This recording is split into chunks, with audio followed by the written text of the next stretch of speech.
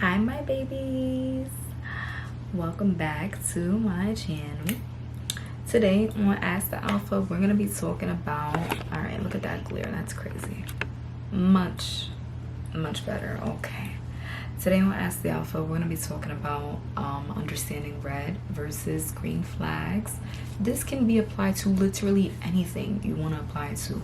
I don't give a fuck if it's about your mammy, your pappy, your man, your girl, red flags at the job, literally any and everything. You know, when we talk on my channel, we are not just talking about advice that is surface level. Everything that we're talking about can really be applied in every single place. So let's really get into it. If you are not sure what a red flag versus a green flag is, how can I put this? I need you to hone into what feels right for you. Now, in order for you to understand what the red and the green flag is for you, that takes a deep level of getting to know yourself. What that means: shadow work, accountability, and hyper awareness. You have to be very, very honest with yourself about where you are in your life, why you are where you are in your life, and what you plan on doing to then further improve that. When I think of red flags, I don't just think of what I see on a physical level, because on the outside things can always look good, but on the inside is what we really want to be paying attention to. If you see anything that is red flags related, you won't feel it all in here. Your gut is never going to steer you wrong, ever, right? There will always be a lot of reasons on why you may or may not have the feeling that you may have, and sometimes your human vessel self will try to justify it with more logical points, but in all actuality it can really just be your intuition letting you know that you don't resonate with that person, place, or thing. For example, core example with me, I remember one time I had a friend, and I remember she was my current partner's best friend's girlfriend, and because they had dated, they thought that maybe me and her should become close. And it was just one of those interesting things where I was in a period and state of mind where I wasn't talking to any of my friends, so I was in need of some level of platonic female companionship, and I believe the same thing was happening with her as well. Now, what ended up making this be a thing was the fact that immediately off rip, I did not want to be her friend. And this is nothing personal to her. Girl, if you are seeing this, please know it is all love. But we were much younger back then, right? And at the time, I just had this very strong feeling like I don't want to be her friend. Like, I may not have the most friends, but on a very physical level, it just didn't seem like, excuse me, it just didn't seem like we would be compatible, right? And compatibility stems in a lot of different reasons. For me, it's not like it's just a one and done at all. It's one of those things where it's like I observe who you are to a T and who I am to the T, and I also don't think I was also ready for other friends, because I was pretty heartbroken about what was going on with my other friend, right?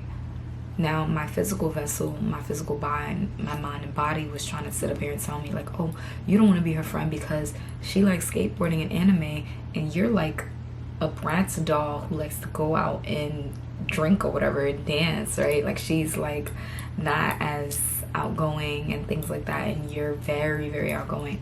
So on the physical part, that's all that I was taking it for. On a surface level, like, it wouldn't work anyways, right? So sorry, y'all, I'm tired, right? But mind you, that's not even the case. Like, in all actuality, it could have just been that our spirits weren't ready for each other, or we weren't available to give each other what we may have needed. I believe in my heart of hearts, she needed a more easygoing, smooth sailing friend, and I needed a more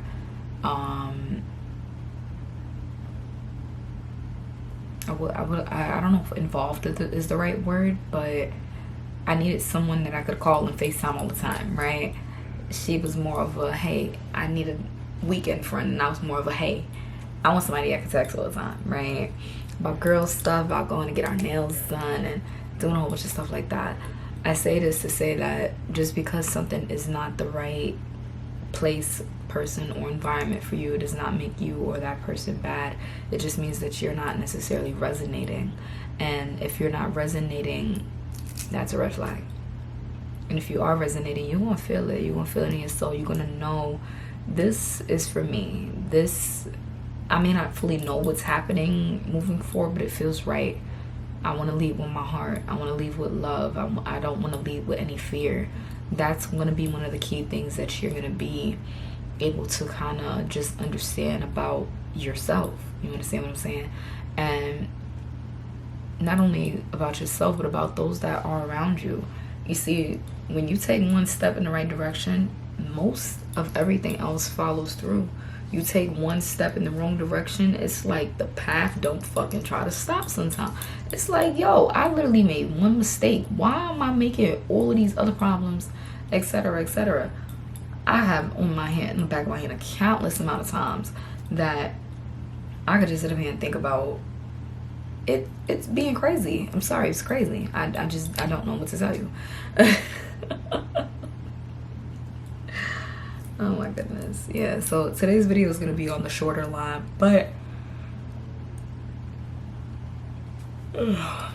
have that same level of distinguishment when it comes to relationships and places as well. I've been in environments that served me absolutely no purpose, and I felt it. I worked at a job that I hated, and I felt it every single day when I woke up. I'm thinking, oh, on a physical level, Diamond, you're just tired, you're closed, you pulled a double, the shift was long. You know, I worked in healthcare. It's a 12-hour shift. It's normal for you to feel like that. It's normal for you to be gaining all this damn weight because you're always stressed and having all these problems with your skin. No, that's a red flag. Your skin having a whole bunch of problems, your hair falling out, you stressed out, you ain't looking like yourself, you ain't feeling like yourself, you can't catch a break. That is a red flag. A green flag won't look like, all right, I love going to my job. I'm still a little stressed out because, you know, it is still a job, but it don't stress me out that bad, right? Like, I can do this. This is perfect for me. If you're a social person, being in an environment with social people that isn't energetically taxing, like maybe kids or things of that nature, those will be green flags for you. Red flags will look like, okay, I have to go to work at the post office. And no offense if anyone here is working at the post office. I am not saying that is a bad position. A job is a job, baby. You do your big one, get that money, you heard. But I'm just saying you have to make sure you're in a position, or at least working towards getting into a position that is healthy for you. And for some people, working in positions like that is healthy for them. Healthcare, or that field of healthcare, didn't necessarily work out for me. Does not mean that it's a bad place or thing. No, it just means that it didn't resonate with me, my body type, my style, and I felt really stunted in who I was. And my old job, I couldn't dye my hair. What you mean I can't come in with dyed hair? How does that affect my work ethic? You know what? That's another day, and that's another story. We'll get into story times later, right? But for now, we cruising and how to get to making this life shit a little better, right? Part of that is learning how to trust yourself and your intuition. If something feels wrong, you won't feel it. If something feels off, you won't feel it. Doesn't matter if it's a person, place, a thing. You ain't tripping, you ain't crazy. Don't let nobody make you feel any other differently for that reason.